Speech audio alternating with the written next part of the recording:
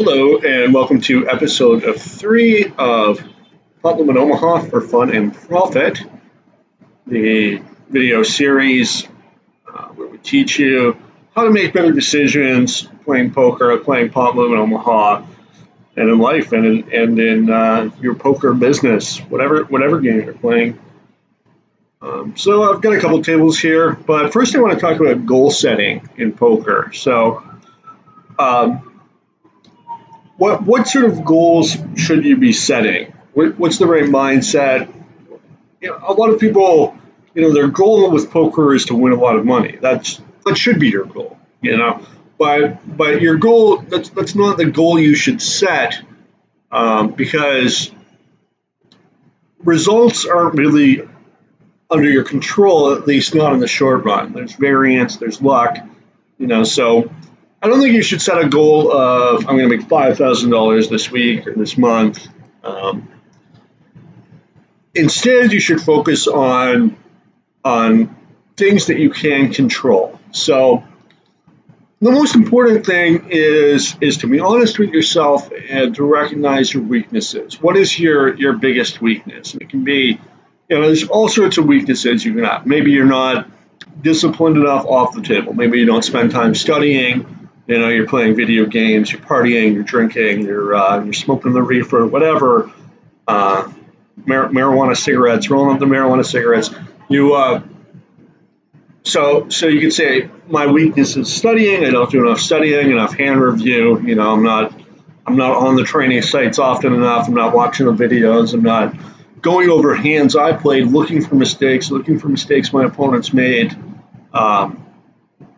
and using software, running simulations, posting hands on forums, right? There's a lot of things you can do when you're not playing poker to improve your ability. Okay, table one, flopping, top hand on the nut flush draw, and I'm going to start with the check call here. We've got a fairly loose aggressive player here, last act, 4-1, 8 nut outs. I mean, technically the 4 or 5 of diamonds does complete a straight flush, but this guy's very loose and aggressive here.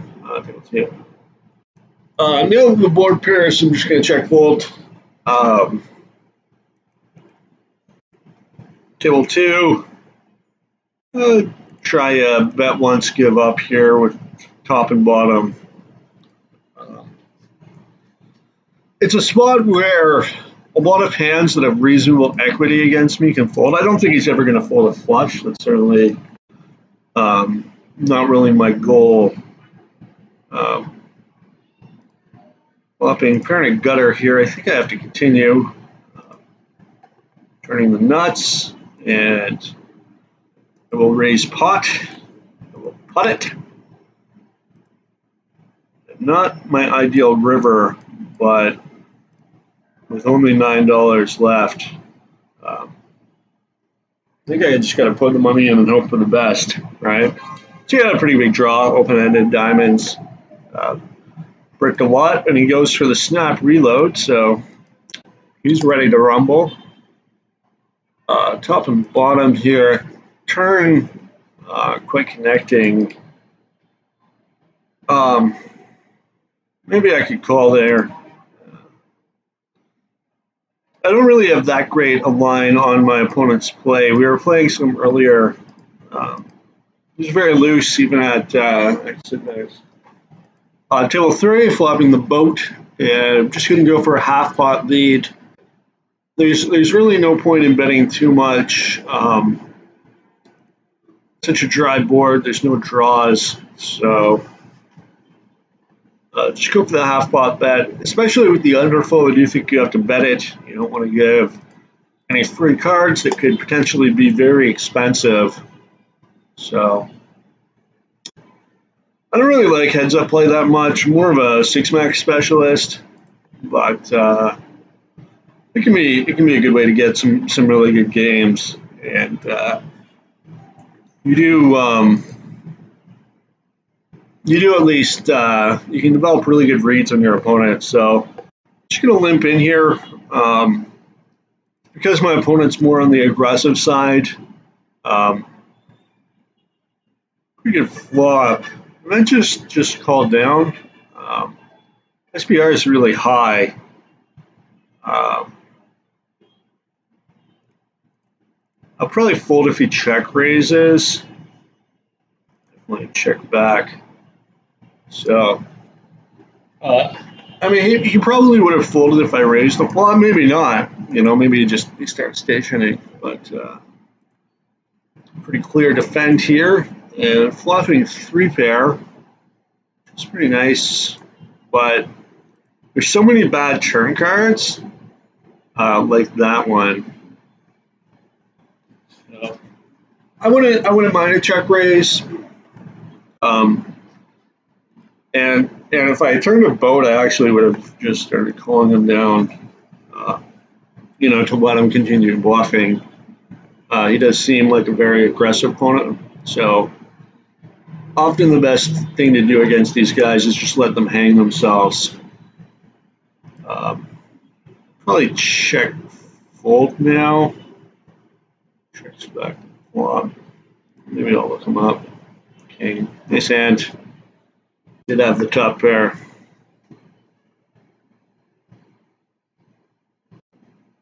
Table 2, clear fold to the button open.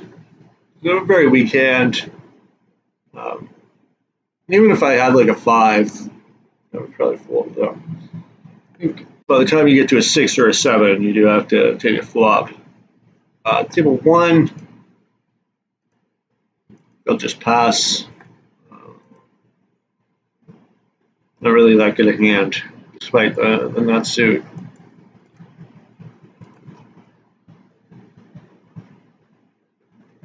So the games are really good.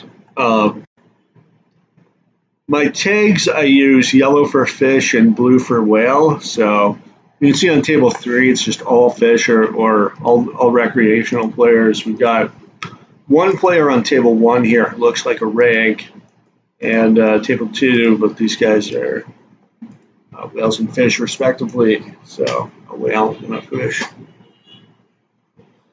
So really good games. This club's that I'm in, it's got amazing games. Just incredibly soft. All recreational players basically, and you can play. You can play 4 or 5 tables or whatever. You got to use LD player if you want to play more than 3. But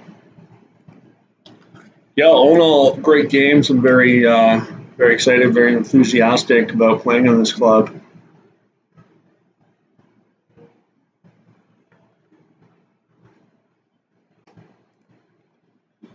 So table 2, continuing to limp in here.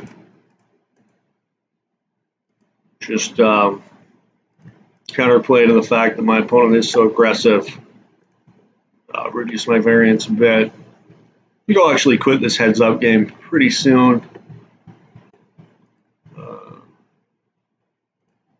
Should call and check. I'm in position. Bet fold here. Calls. Probably check back the turn. You have to call the river. I peeled with just air. So he's a little creative, a little on the creative side. You can see I'm small blind on the button, so you got to play pretty loose in this situation. Okay, the game's filling up, and we got a couple more loose passive guys. I'm actually gonna take this seat over here. Table 3. All right. Got a decent 3-roll now with my set. Unfortunately, it's bottom set. I guess, I don't know, because he had ace king anyway.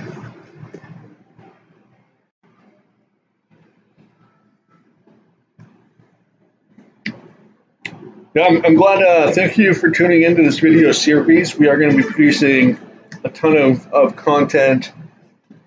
I might start adding in a couple more tables just to just so it's a little more going on.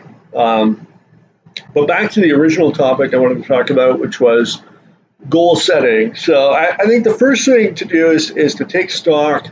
Ask yourself, what are my weaknesses, right? Am I not putting the volume in? Do I hit and run? Do I try to lock up a win too often? Am I not game selecting enough? Am I playing too passively? And you gotta be honest with yourself. You gotta ask yourself, what are your weaknesses? Where can you improve? And then that's where you target your goal setting. So if you're not putting in the time, then you set your goal. I want to get 2,000 hands today, quality volume, right? Because you got to be careful too. You want to increase your volume, absolutely, but you don't want to tilt, right? You don't want to be playing poorly for those 2,000 hands. So you gotta, you set a goal, but there's other factors as well, because the more volume you play, then the more exposure you get to anger, frustration, and the more susceptible you will be to tilting. So, but that's what I recommend. I think that the goal setting is absolutely very important. It's a big part of being successful. You want to move up limits. You want to increase your win rate. Then working hard is the only way to do that. And if you can set goals and then reach those goals, you're going to be well on your way to achieving more success. So focus on things you can control. Don't say, I want to win $2,000 this week or whatever. How do you want to win that $2,000? What are you going to do to make that happen? What areas of your game need work? So table 2, we open up, there's a straddle, and we open up first to 5 hand, ace, queen, jack, 5 with clubs. This guy pots it. On the loose passive side of things, and I think it's a pretty clear fold. I mean, we're we're not even getting great odds to chase our flush, and it's a non-nut flush. Table 1, we have pretty nice holding here, and then interesting to note, this guy didn't 3-bet king, jack, 10 double suited. It's a very premium holding. Table 1 might 3-bet fold to a 4-bet. Calls. Might bet fold here.